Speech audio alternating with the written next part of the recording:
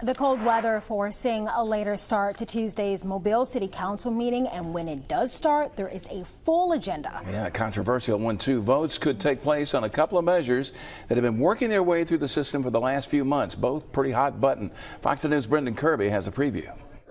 There are a number of important issues expected to be discussed at Tuesday's Mobile City Council meeting.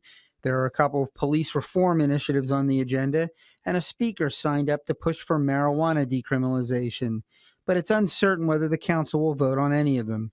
A month ago, the Mobile City Council voted to delay consideration of two proposed revisions to the city code.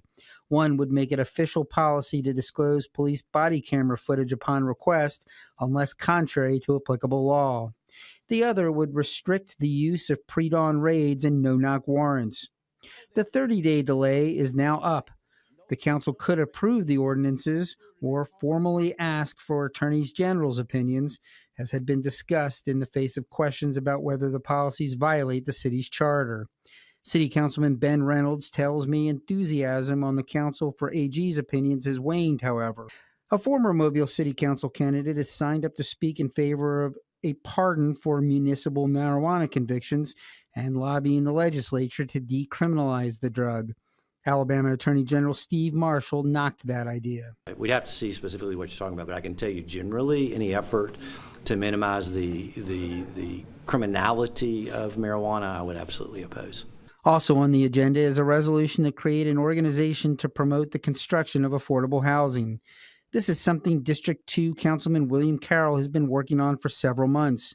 He's pledged to use $1 million a year from his council discretionary fund and envisions funding from the County Commission, the Downtown Mobile Alliance, and other entities. This is something that will be perpetual, where there's a constant development of affordable housing and revitalizing neighborhoods.